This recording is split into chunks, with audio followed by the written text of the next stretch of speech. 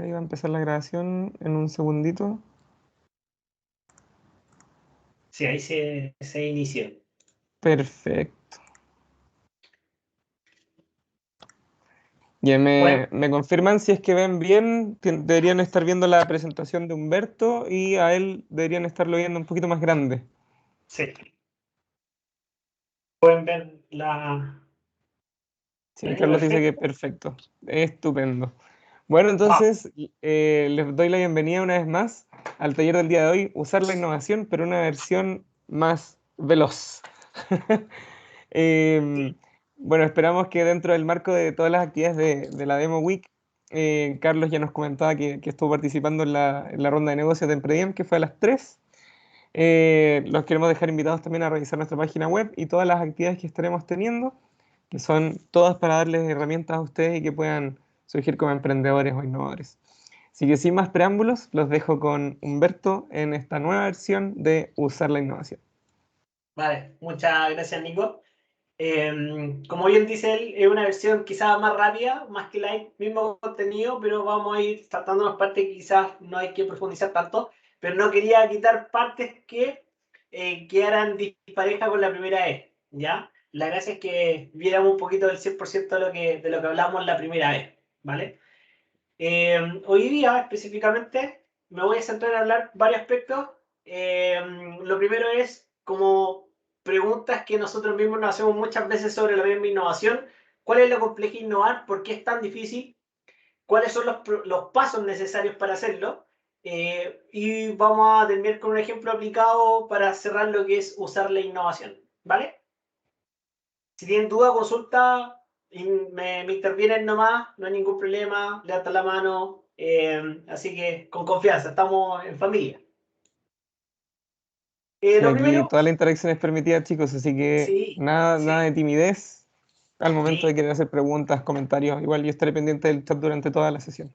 sí, eso, también. Por el chat, también ahí Nico me va a apoyar con el chat. Parezco Nico Mazú. Oye, diagnóstico de la cultura de innovación en Chile.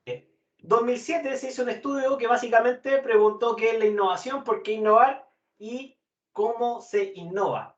¿Vale? Qué interesante, porque decíamos, bueno, ¿por qué sucede esto?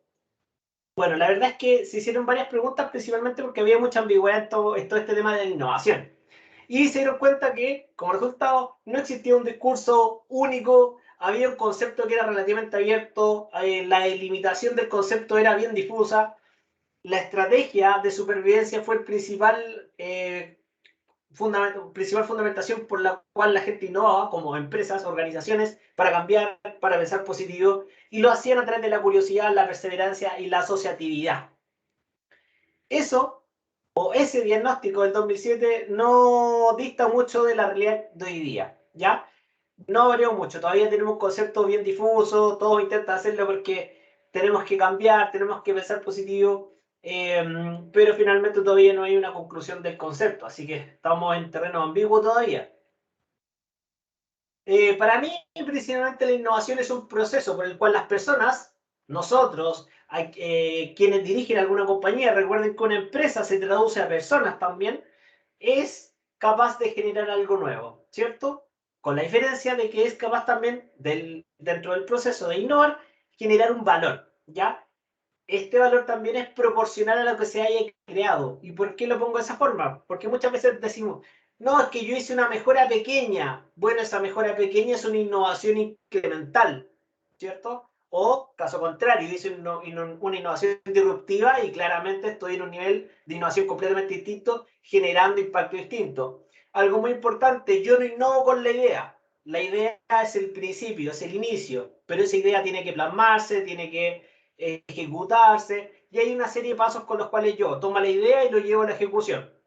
Pero hasta ahí solamente estoy ejecutando la idea, pero todavía no he medido. Por ende, cuando mida y verifique, tal cual como dice acá, que hay valor, ¿cierto? Que yo genero un impacto en las personas, recién ahí estoy innovando, ¿vale? Como les decía, muchas veces podemos pasar de lo marginal a lo disruptivo. ¿Cuál es la diferencia? Lo marginal puede ser algo tan simple como, oye, hagamos un tatuaje, ya, pero ¿cuál es el valor? es que los dos tenemos un tatuaje que es similar o que simboliza algo, ¿cierto? Y ahí ya tenemos una diferenciación. Podría ser incremental, que se asocia mucho a la mejora continua, ¿verdad? Vamos mejorando, es que hoy día el proceso lo hacemos de esta forma y lo podemos hacer mejor, claramente. Hoy voy a elegir esta camarita a ver si se puede ver mejor. Quizá ahí se ve mucho mejor. Y puede ser disruptivo, claramente, y aquí ya estamos hablando de innovaciones como el iPhone, ¿verdad? Pero cada uno de esos niveles genera un impacto distinto. Y esto se asocia mucho a lo que en algún momento el economista Schumpeter dijo. La instrucción creativa es el proceso por el cual cambian las reglas del negocio. Fíjense, cambian las reglas del negocio. Específicamente se refiere al negocio que predomina en la industria. Es decir, viene un nuevo negocio y saca el que estaba en juego, ¿cierto? Transformando las técnicas de producción, comercialización, incluso puede modificarse la misma mercancía final. Caso Netflix versus Blockbuster. Aquí lanzo mi carnet 10 pisos hacia abajo, ¿verdad? Blockbuster tenía un negocio de arriendos de VHS. Llegó alguien, se le olvidó que tenía que devolverlo, tuvo que pagar una multa muy alta y dijo, chuta, es muy alta la multa, mucho más de lo que yo pagué por el video, este negocio no tiene sentido. Voy a hacer exactamente lo mismo, pero por correo. Le funcionó, ¿cierto? Y una vez que le funcionó, efectivamente cambia el modelo y hoy día tenemos televisión o películas vía streaming. Exactamente como dice Carlos, es un paradigma.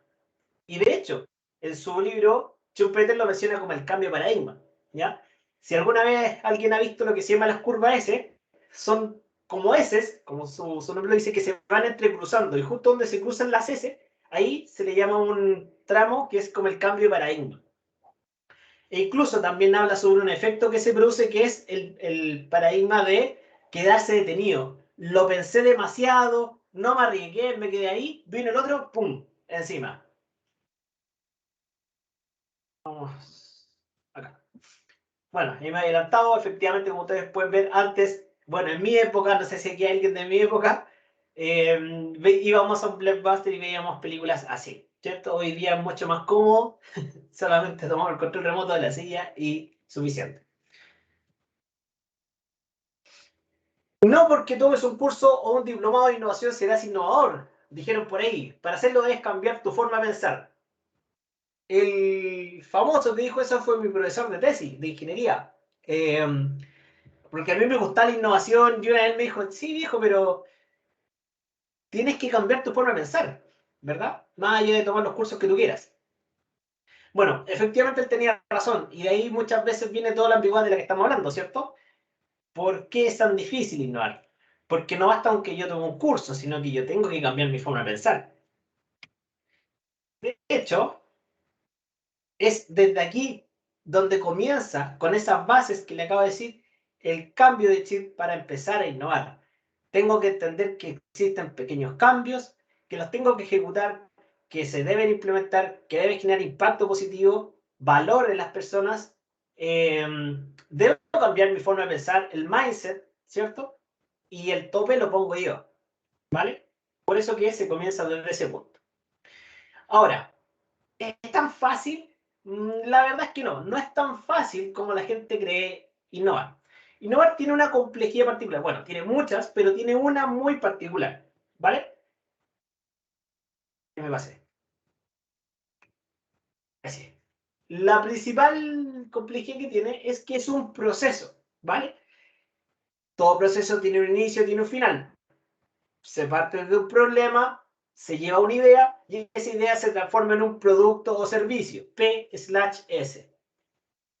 Pero ¿qué tiene complejo esto? Se ve bastante simple. O sea, encontré un problema, planteé una solución, una idea, perdón, y lo llevo a solución. Bueno, esto tiene una complejidad de lo que acabamos de decir. Si es que esto no está generando un impacto, un valor a los usuarios, a quien está desarrollando esto, no es una innovación, ¿vale? Entonces, ¿cómo aseguramos que este fin de la carrera realmente esté generando valor? Ahí es donde está la principal dificultad de esto. Y para eso se ha intentado solucionar desarrollando distintas metodologías que van a encontrar en mucha literatura. Van a encontrar metodologías como Design Thinking, que se centra en las personas, Lean Startup, que se centra en el método científico, Service Design, que se centre en la experiencia y así sucesivamente van a encontrar muchas. ¿Cuál es la mejor? La verdad que no. No existe una mejor que otra, son todas complementarias. De hecho, actualmente uno puede encontrar marcos de trabajo que incluyen diversas de estas metodologías. ¿Ya? Es algo bien chistoso. Toman design thinking, lo mezclan con lean startup, lo mezclan con growth hacking y tenemos un ciclo completo de entender el usuario, experimentar basado en el método científico y escalar rápidamente, ¿verdad? Pero son complementarios finalmente. Entonces, ¿cómo lo podemos hacer? Básicamente centrándonos y en entender que existen ciertos parámetros lógicos que me pueden ayudar a innovar más allá de la metodología, ¿ya? No les voy a poder enseñar quizás todas las metodologías en una sesión. De hecho, para que se hagan la idea, yo en una asignatura paso solamente una metodología en todo el semestre. Pero como les digo, hay marcos lógicos que nos pueden ayudar a innovar de todas formas. ¿Vale? Para eso quisiera hacer la siguiente pregunta. Para ustedes, ¿qué es la realidad? Partamos por ahí. ¿Los escucho o los leo? Humberto, ¿cómo estás? ¿Qué tal? Mira, yo, bueno, esto lo he dicho hasta el cansancio, Nicolás es testigo de eso, un poco de autorreferencia, perdón por eso, pero yo soy un cincuentón ya consolidado, soy un estudiante senior. Y bueno, cuando uno es joven, adolescente, piensa que la realidad está afuera, que es algo que recibimos. Ya cuando uno madura, por lo menos en mi caso, uno descubre que uno es constructor de realidad, que la realidad la hacemos nosotros. Interpretamos lo que hay a nuestro alrededor, pero nosotros hacemos un constructo que llamamos realidad. Entonces, pienso que la realidad depende en muy buena medida de lo que nosotros sentimos, de aquello que nos motiva, que nos gusta o que nos disgusta y de nuestra formación, de nuestra experiencia de vida. Es algo más bien, desde mi punto de vista, interno.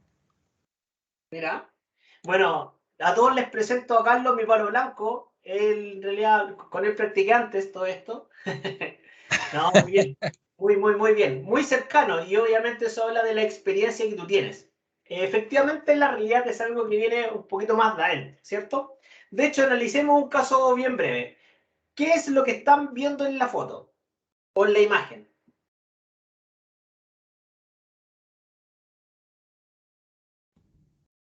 Una zapatilla roja. Zapatilla roja, perfecto. ¿Alguien más ve otra cosa? ¿O todos coinciden? Héctor ve publicidad. Mira, publicidad zapatilla.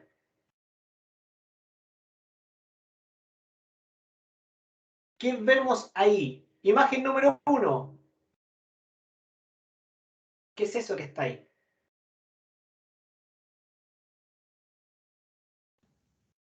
Una zapatilla así como chirimoya alegre. Zapatilla, pero chirimoya alegre. Perfecto. Número 2.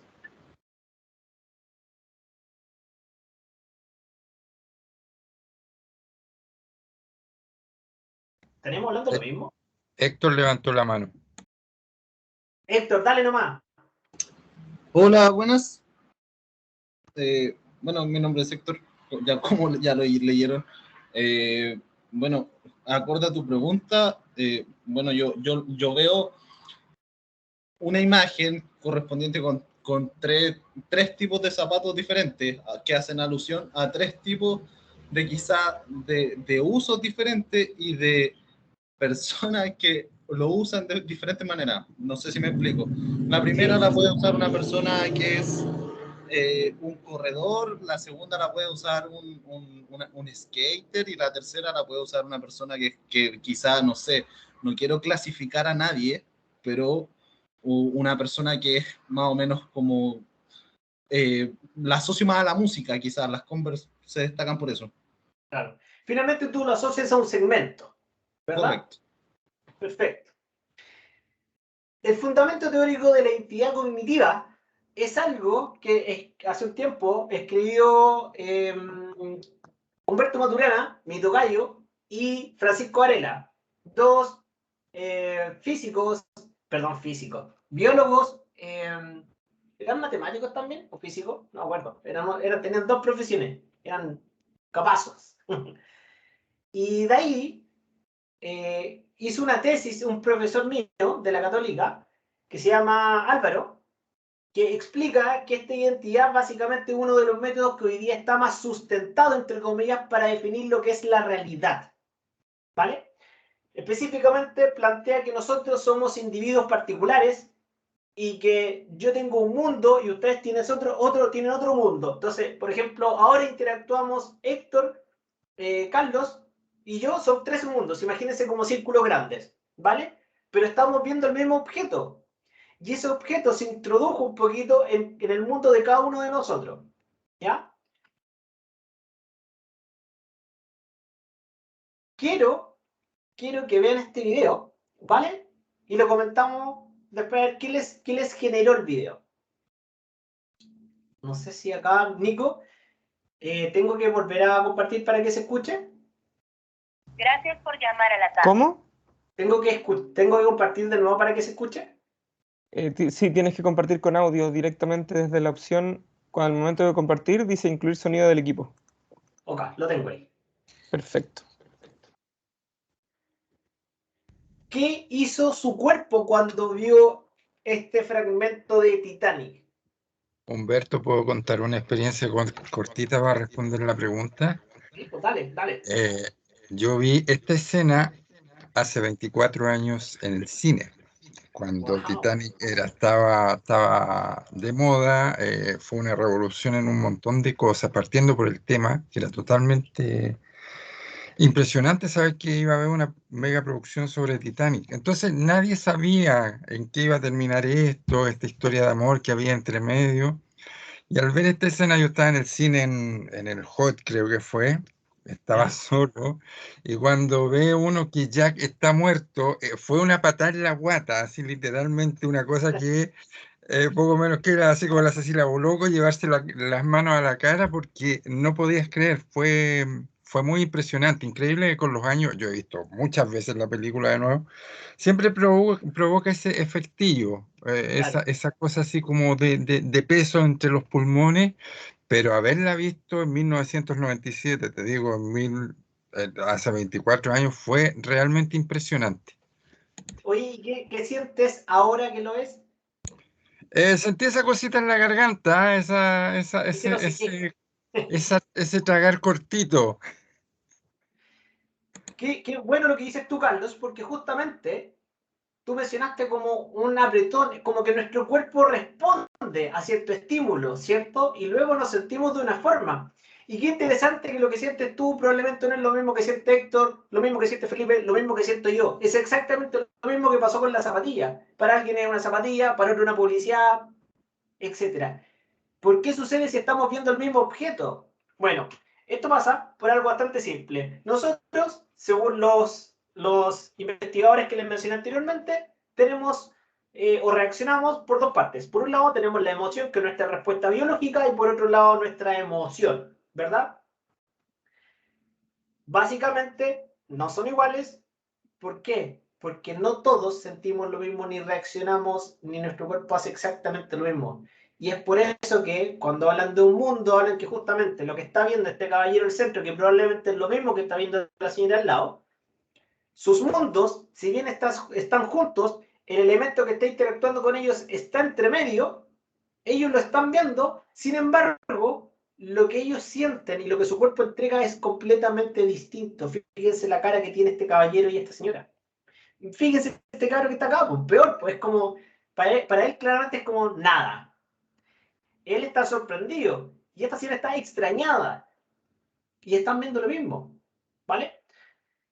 Bueno, cada persona es un mundo y ahí, chicos, está lo complejo de la innovación, porque la innovación tiene que, como dije en un principio, generar valor, pero para generar valor yo tengo que generar ese valor con mi producto o servicio en una persona, y esa persona es un mundo distinto. Esa es la complejidad o gran complejidad que por lo menos para mí tiene la innovación. ¿Cómo llegamos a todos o a la mayoría generando ese impacto? ¿Vale? ¿Cuáles son los pasos necesarios para innovar? Esto no es una receta única, sin embargo, son pasos lógicos que sin ninguna otra metodología nos van a ayudar a llegar a una suerte de proceso que va desde el problema hasta la solución. ¿Vale? Entonces, problema, idea, solución. Ese es el camino que tenemos que recorrer, ¿cierto? Yo me voy a ver enfrentado a un problema, siempre, probablemente. Y va a depender de dónde yo lo estoy viendo. Por ende, la primera parte es entender desde mi parte claramente cuál es el problema o cuáles son todas las partes del problema, ¿ya? Básicamente, cuando hablamos de problema, estamos hablando de un conjunto de hechos o circunstancias que dificultan la consecución de algún fin. Es decir, algo que interrumpa lo que yo estoy haciendo es un problema. Y va a depender mucho de dónde yo lo estoy viendo, porque a quién no le ha pasado que va al banco, ¿cierto? Y se da cuenta que va a hacer un trámite, lo confunden, le dicen, no, tiene que ir para allá, se acerca, se equivocan y tiene que ir para el otro lado. El afectado es usted mismo, ¿cierto? Ahí usted cumple un rol como afectado, como usuario de ese servicio ahí afectado, ¿cierto? Ahora, si es que usted está desde la otra parada, desde la otra calle, desde la empresa, probablemente usted no note todos esos problemas, pero note otros e intente mejorar, ¿cierto? Y aquí pasa algo interesante. La empresa intenta solucionar algunos problemas y usted como usuario tiene otros problemas. Ese encaje muchas veces no es así, sino que es como así, ¿vale? Ahí es donde muchas veces entran los emprendedores también, como entienden un lado, entienden el otro, oye, pero aquí hay que solucionarlo de esa forma. Sin ir más lejos, ahora hace poco me pasó algo muy interesante. En la mañana fui a comprar a Imperial una madera, me hicieron sentarme en un sistema computacional, ingresé las maderas, muy tecnológico, y en 2-3 clics yo tenía una madera dimensionada. Maravilloso. Llegué a la caja y para pagar la señorita tuvo que hacer todo el proceso que yo hice a mano. Se le olvidó preguntarme si es que era para despacho, y cuando yo le dije, oiga, esto es para despacho, me dijo, tengo que hacer todo de nuevo. Finalmente, un proceso que yo me ahorré el 80% del tiempo, me lo gasté y lo dupliqué en la caja. ¿Qué pasó? Solucionaron un problema, pero no vieron el otro. ¿Qué pasó? ¿Cierto? Es justamente que ahí no están coincidiendo las miradas, ¿cierto? Aquí les tengo 3 ejemplos bien interesantes. André Roy es el cofundador de Yerka Bikes, que es una bicicleta antirrobo. Si uno se roba la bicicleta, tendría que romperla. Y si la rompe, rompe el marco de la bicicleta y pierde sentido. Por eso la llaman la bicicleta inrobable. ¿Qué tiene de importante esto? Bueno, es que André llegó a esa solución porque a él le robaron muchas veces la bicicleta. Eso es desde el punto del afectado. Él, como persona, fue un usuario que le afectó un problema y decidió tomar carta en el asunto, ¿vale? Es exactamente lo mismo que yo ahora les dijera, ¿saben qué? Voy a desarrollar un sistema para optimizar el tema de cortes y pago en las empresas de este tipo. Y podría hacerme cargo y podría llegar a plantear un sistema, armar un buen negocio y que eso se empiece a distribuir, ¿cierto? Pero la verdad es que no me nace la gana hoy día, por ejemplo. ¿Qué pasa ahí? Ahí es cuando la empresa muchas veces se tiene que hacer cargo. En este caso, Manuel Pastel, un compañero que tuve en un programa de emprendimiento cuando éramos muy chicos. Él es actualmente hoy día gerente de productos digitales de Ripley.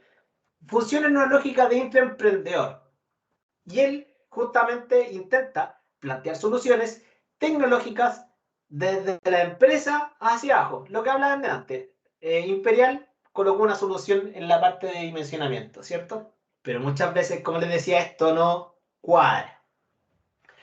De ahí es donde aparecen personajes como José Manuel Moller, que él, desde su visión de emprendedor, busca atar cabos sueltos y unificar las miradas para que esto empiece a cuadrar. Ya lo he hecho 2 veces y de manera muy exitosa. Primero con Algramo, que es una empresa que finalmente ayuda a pagar menos por lo que él le llamó el castigo del pobre, donde yo básicamente, cuando no tengo para comprar 1 kilo de homo, tengo que comprar cajitas chiquititas, pero comprar 4 cajas de 250 gramos me termina saliendo más caro. Él lo soluciona vendiendo, como bien dice su nombre, al gramo o a granel, ¿verdad? Y por otro lado, se le ocurrió años después fracción. Me compro una pastilla que viene 60 tabletas, pero mi receta viene para 3 días donde tengo que tomarme 20. ¿qué hago con las otras 40? Las pierdo, ¿cierto? La misma lógica. Él soluciona un problema. Lo que hace es armar un fit, ¿cierto? Y solucionar un problema. Entonces, todo depende de dónde yo estoy posicionado para entender dónde está el problema y de ahí empezar a plantearme propuestas de solución. ¿Vale? Siempre dicen, enamórate del problema, no de la solución. Muy, muy cierto. ¿Por qué? Porque entender muy bien el problema nos va a llevar siempre a una solución. Y un problema siempre va a tener un origen, va a generar una consecuencia, va a tener a un afectado, que es el usuario, y que muchas veces a usted le toca ser el afectado, satisface, o perdón, hace una carencia de necesidades. Siempre hay stakeholders que son cercanos o actores que están interesados en lo que está sucediendo, hay circunstancias de por medio y hay hechos concretos, ¿vale? No hay ambigüedades, no es que yo creo, parece, quizás, no, hay hechos concretos, números cuantitativos, ¿vale? ¿Qué es lo que se recomienda entonces para abordar un problema? Independiente de dónde usted esté parado, ¿ya? De los roles que les mencioné anteriormente, usted debería primero investigar, revisar hechos, circunstancias y entender quiénes son los afectados, es decir, los stakeholders. Cuando yo hago eso, primero estoy verificando y haciendo un check, como un dedo para arriba, que efectivamente existe un problema, ¿ya? Luego, hago relaciones para entender su origen o causa y cuál es la consecuencia. Es decir, acá está el problema, este es el origen y si es que se concreta, acá está la consecuencia. Es como hacer un hilo conductor, ¿ya? Y luego que hago eso, debo empatizar. Básicamente, entender y comprender lo que le sucede al usuario y cuáles son las necesidades que no se están cubriendo con ese problema, ¿ya? Independiente de la vereda donde usted se encuentre, si aborda un problema de esta forma, lo va a entender muy bien. Y esto, chicos, es la base de la innovación. Muchas veces se van al, tenemos ideas, post-it, y hagamos talleres. Bueno, pero no te sirve hacer todo eso si es que tú no entiendes cuál es tu problema, ¿ya? Esto es lo mismo que ir al médico. Por ejemplo, yo me caí una vez, hace un tiempo. Bueno, me caí muchas veces, en realidad. Pero una de ellas, que fue hace muy poco, en marzo, me caí, le llegué al médico, le entregué los síntomas, le expliqué que fue una caída en bicicleta, porque yo estaba haciendo descenso en bicicleta, y él básicamente intentó empatizar porque yo le dije, bueno, sé que me duele mucho al mover la muñeca, etcétera, etcétera. ¿Ya? En base a eso, él me da un tratamiento, y ese tratamiento puede ser adecuado o inadecuado. ¿Cuándo es adecuado? Cuando él básicamente hace los mismos pasos que yo le mostré anteriormente. Investiga, relaciona y empatiza. ¿Vale? ¿Por qué? Porque en base a los datos que yo le estoy entregando, él investiga las posibles causas, él hace relaciones de valor entre la información que tiene e intenta entender y empatizar, bueno, qué tanto me duele para correlacionarlo con los datos que tiene. Si él hace esos 3 pasos, probablemente va a llegar a una buena solución. De hecho, si ve más lejos, al primer médico que fui, me derivó con un E15. Y él no hizo los primeros 2 pasos. Él solamente empatizó conmigo. Oye, ya, sí, te voy a dar pastillas para el dolor. Ok. Tuve que ir de nuevo al médico y fíjense que tenía un tumor en la muñeca. No era nada que ver. Pero obviamente, para llegar a eso, el médico tuvo que pasar por los 3 pasos. Una vez que yo logro empatizar, tengo que pasar, perdón, a lo que es el marco de acción. ¿Entiendo el problema? Bueno, pero ¿hasta dónde yo me puedo mover? A eso se le define como marco de acción. Y el marco de acción básicamente es el espacio entre el problema y la idea, ¿cierto? Por ejemplo, no puedo dormir porque uso mucho smartphone, he cambiado el horario porque viajé, o tengo alguna necesidad funcional de conciliar el sueño. Básicamente me cuesta conciliar el sueño, ¿cierto? Para lanzar y llegar a una idea, yo debo descubrir lo que se llama la oportunidad. Y la oportunidad no es la solución, la oportunidad es como el jamón del sándwich, está entre medio, entre el problema y la solución. pero no es la solución, ¿cierto? Cuando yo entiendo la oportunidad, es ahí donde entiendo el ámbito de acción, pero para entender la oportunidad tengo que haber entendido muy bien el problema, ¿cierto? Acá está más dosificado. Y por ejemplo, si yo hago un análisis y entiendo un poquito lo mismo que hice anteriormente, quizás llegue al punto de entender que este usuario solamente le falta la facilidad de conciliar el sueño, ¿vale? Y si yo entiendo que a este usuario le falta conciliar el sueño, he armado el marco de acción. Es decir, ahora que entiendo que este usuario necesita conciliar el sueño, es donde yo puedo lanzar un montón de propuestas de solución. Como por ejemplo, crear un método de respiración, crear una aplicación de smartphone con ruido de lluvia, crear un dispositivo que genere ruido neutro, por ejemplo. Y todas esas funcionan. ¿Por qué? Porque son soluciones que impactan la oportunidad, que es el marco de acción finalmente. Hago exactamente lo mismo. Y estamos hablando de alguien que tiene un cansancio habitual, no quiere gastar plata en máquina para cortar pasto, pero sus vecinos tienen el pasto lindo. ¿Qué le pasa a él? Él quiere que su pasto se vea igual de lindo. ¿A qué llegamos? Que el tipo quiere cortar pasto porque quiere que su pasto o su antejardín sea más bonito que el resto. Eso es envidia, envidia sana, envidia fea, como ustedes quieran ponerle, pero es una envidia. No gasta plata en agua, ni en máquinas, ni le paga un jardinero porque quiere. Él quiere que su pasto sea más bonito que el de al lado, aunque no se lo digan, ¿ya? Si intento entender dónde está el marco de acción, es la oportunidad de prolongar o extender o mantener el tamaño del pasto. ¿Qué quiere decir eso? Que si yo logro mantener el pasto, por ejemplo, en una distancia, no tiene para qué volver a cortarlo, ¿cierto? Y se va a ver bonito siempre. Ahí está el ámbito de acción. Si yo logro eso, puedo empezar a proponer un montón de soluciones. Pasto sintético, alfombras de pasto, pasto alterado genéticamente, que crezca hasta cierto punto y no crezca más. Y listo.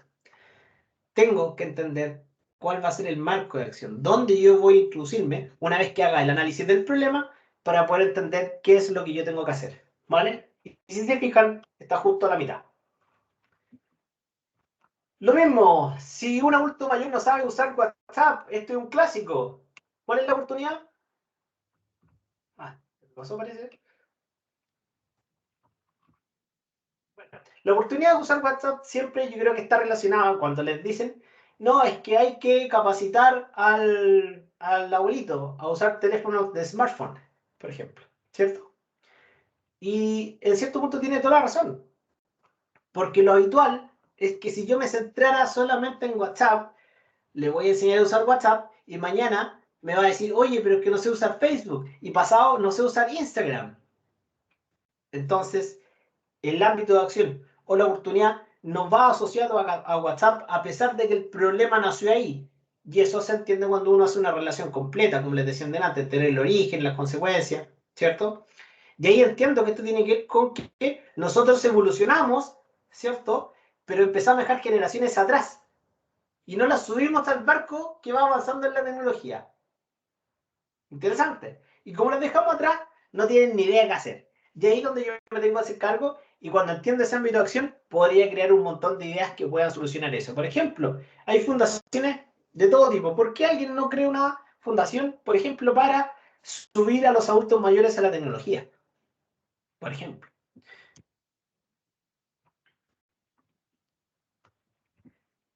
Cuando entiendo el problema, cuando tengo el marco de acción, es el momento para proponer alternativas como le estaba mostrando anteriormente.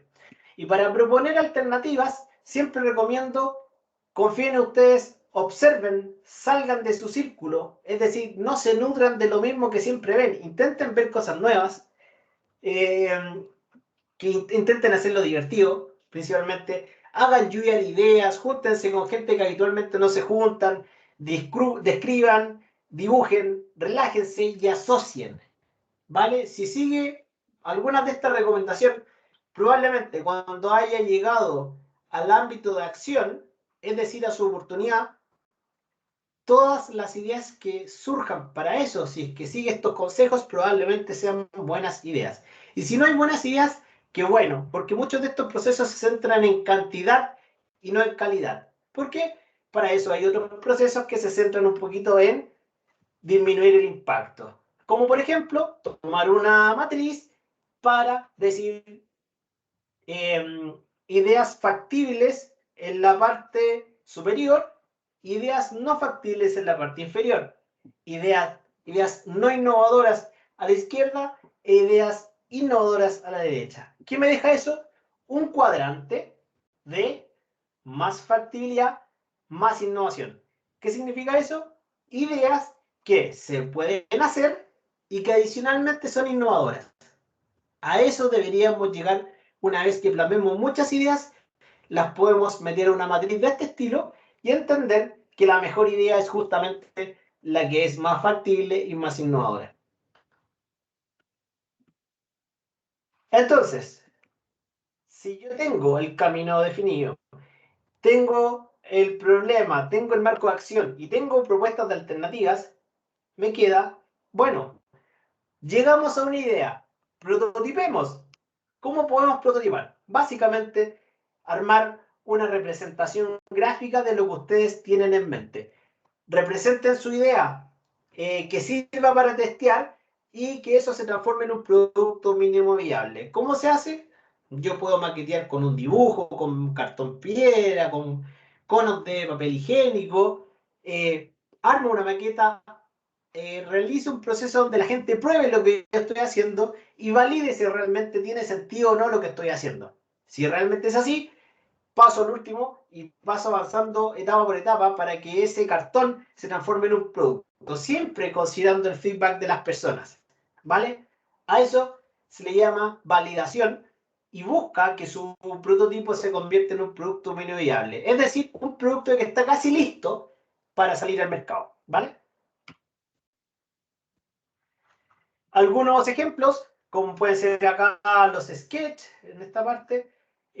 Aquí pueden ver una maqueta web, una maqueta de aplicación, y si se dan cuenta están hechas con lápiz y papel. Por ende, aquí si alguien le dice, no, es que eso es muy complejo, mentira. Se necesitan ganas, un lápiz y un papel. Y con eso puede maquetear lo que usted quiera.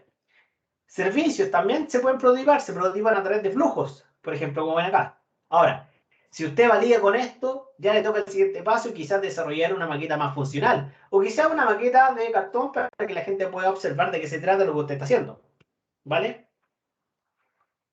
Por ende, si se dan cuenta, en este camino, lo que hice fue entender el problema, definir el marco de acción, propongo alternativas de solución, las testeo y cuando estoy ok, me paso al último paso que tiene que ver con la implementación.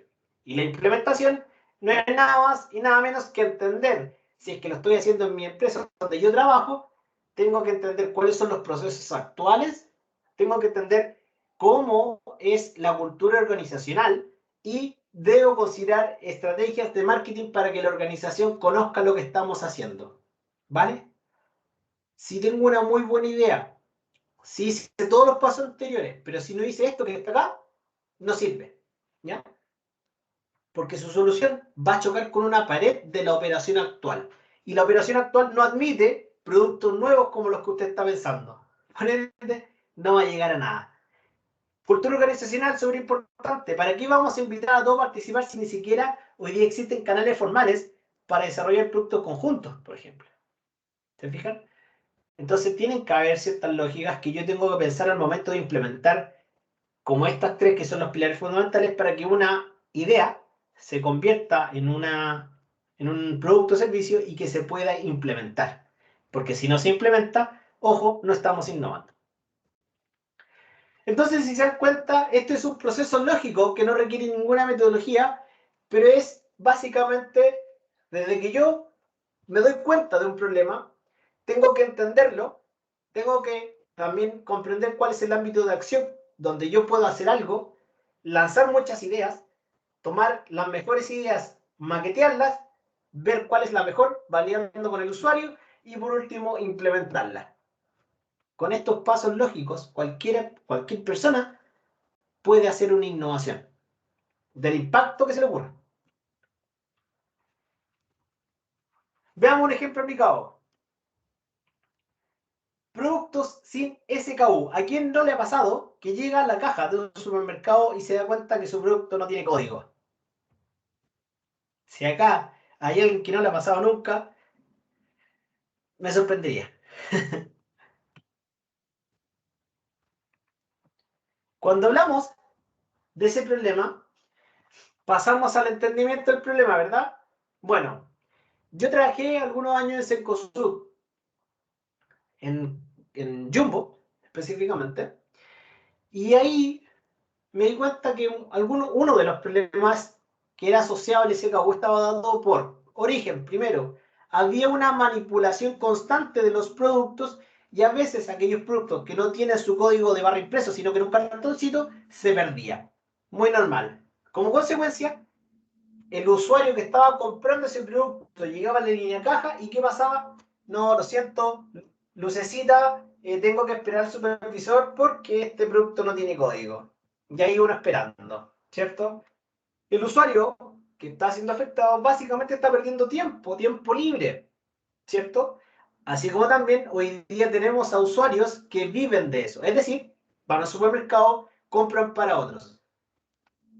Ahí tenemos un indicador de productividad súper fuerte, ¿cierto? Claro, Carlos. Exactamente, como el chiste del Coco.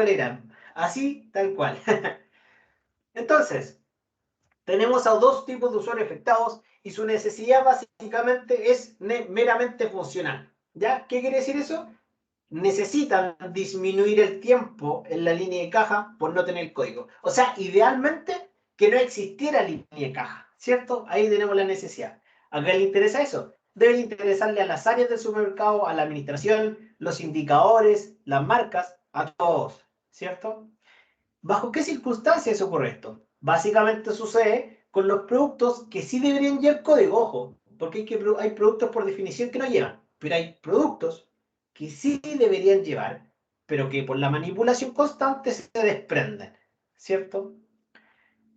¿Cuáles son los hechos? Alrededor del 2% de los productos pierde su código. Y uno dice, bueno, 2% no es nada. Bueno, el 2% más o menos en un supermercado promedio debería rondar las 8.000 unidades. ¿Ya? Eso equivaldría a que usted espere con esa cantidad de productos, con ese porcentaje, 2 meses en línea de caja para que le traigan un código, para que se hagan la idea. Entonces no estamos hablando de un problema que yo creo, quizás, supongo, estamos hablando de un problema real, que básicamente tiene un origen y tiene una consecuencia, ¿cierto? Si investigo, relaciono y empatizo, me doy cuenta que, primero, esto es un problema grave, que genera pérdida de tiempo, de productividad. La constante manipulación está generando pérdida recurrente de los SKU. Y si me voy al proceso de empatizar con el usuario, me estoy dando cuenta que tengo un usuario que se frustra por perder tiempo en línea de cajas, ¿ya? Y que más encima él ya esperó la fila. O sea, hay un doble pérdida. Él siente que esperó la fila mucho rato, llegó a pagar, aquí se acaba todo, voy para la casa, y le dicen que no puede porque no tiene código, ¿cierto? Doble. Busquemos el marco de acción. Si entendemos que el problema tiene que ver con la gran pérdida de tiempo, la manipulación al usuario frustrado, nos damos cuenta que acá hay una necesidad funcional de aumentar la fluidez de la línea de caja, ¿verdad? Y alguien mira, no, pero la solución está porque la gente no manipule. Complejo. ¿Por qué? Porque si es que no manipulara, no hay quien lleve esos productos al anaquel, ¿cierto? Y aunque manipulara, ya, y tuviera mucho cuidado con que no se pierda, algún porcentaje se va a perder igual. El problema no tiene que ver con que se pierda, y aquí está lo interesante. Entender el problema es entender justamente que acá el problema no es que se pierdan los códigos, sino que es que el usuario pierde tiempo en línea de cajas. Eso es lo que yo debo enfocarme. Ahí es donde está el problema, ahí es donde yo debería atacar, ¿verdad? Básicamente la oportunidad es aumentar la fluidez, ¿cierto? Y si soy capaz de aumentar la fluidez, alguien puede decir, oiga, pero eso ya existe. O sea, hoy día pasamos de una caja donde el cajero cuando tiene un problema de este estilo saca una hojita, la dobla y tiene un listado de códigos que son los más recurrentes, que dice, ¿qué es lo que trae? No, si la semana pasada me pasó, mira, aquí tengo el código. Eso es lo típico. Y evolucionamos, ¿cierto? Hoy día tenemos un sistema de caja automático, el descueve. Pero ¿qué pasa si se pierde el código? Nos pasa absolutamente lo mismo. Entonces, cuando tenemos esta solución tecnológica de caja individual y esta maquinita magnífica, ¿de qué nos damos cuenta? De que no entendieron cuál es el problema, ¿cierto? Porque el problema tiene que ver con aumentar la fluidez y esa máquina no aumenta la fluidez, ¿vale? Vean esto que está acá y lo conversamos.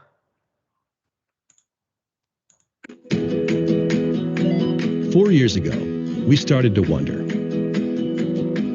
what would shopping look like if you could walk into a store, grab what you want, and just go? What if we could weave the most advanced machine learning, computer vision, and AI into the very fabric of a store so you never have to wait in line? No lines, no checkouts, no registers. Welcome to Amazon Go. Use the Amazon Go app to enter. Then put away your phone and start shopping. It's really that simple. Take whatever you like. Anything you pick up is automatically added to your virtual cart. If you change your mind about that cupcake, just put it back. Our technology will update your virtual cart automatically. So, how does it work? We used computer vision, deep learning algorithms, and sensor fusion, much like you'd find in self-driving cars. We call it Just Walk Out technology. Once you've got everything you want, you can just go. When you leave, our Just Walk Out technology adds up your virtual cart and charges your Amazon account. Your receipt is sent straight to the app, and you can keep going. Amazon Go. No lines, no checkout. No, seriously.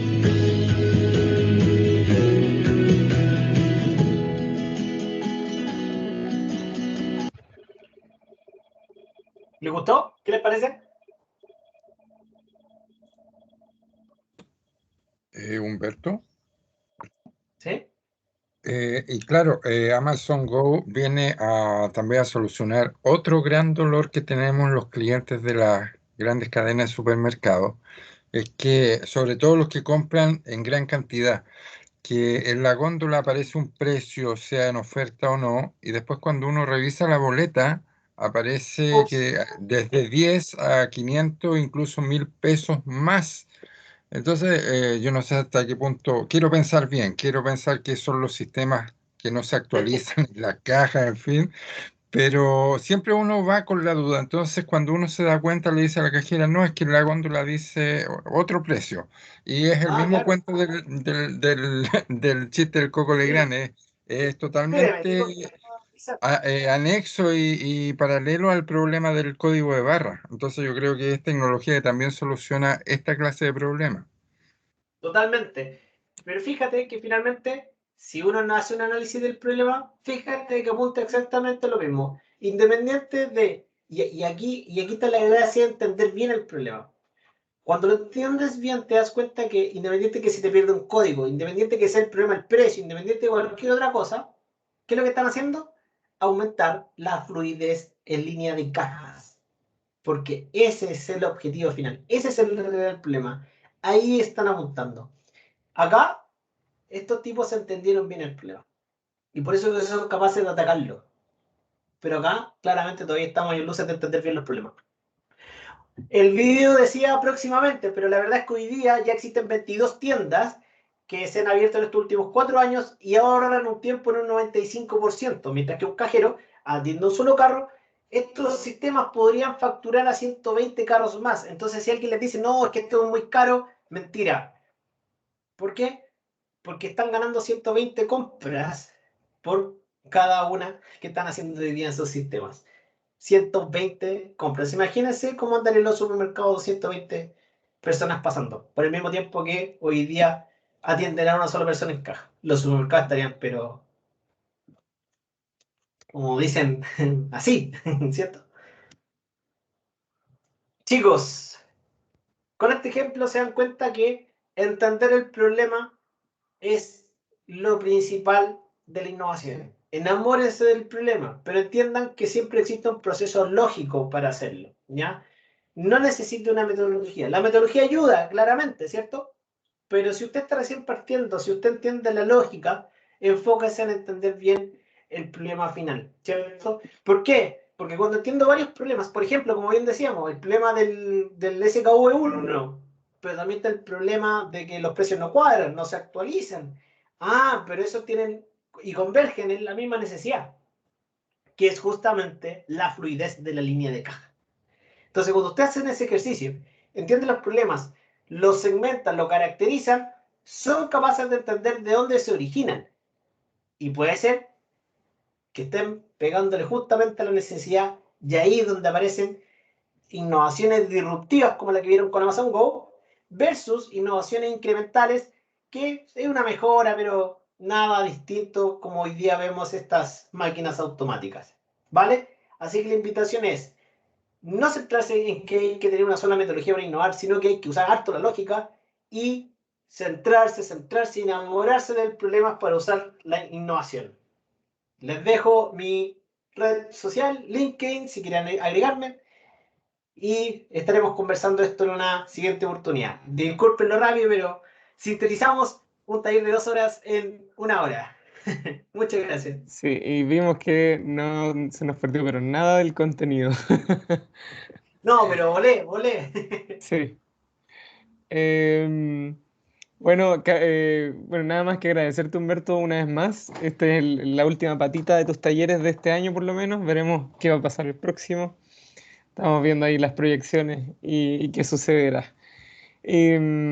Bueno, Felipe, Carlos, Héctor, agradecerles su participación también. Si tienen algún comentario, duda, feedback, reflexión, todo siempre es Sí. súper válido. Estos espacios de discusión son muy enriquecedores, así que pueden encender micrófonos, conversar con nosotros antes de que cerremos la actividad en sí. Sí, muchachos, yo lamentablemente, Humberto, llegué a la colita de tus talleres, no supe antes, así que lo lamento un montón.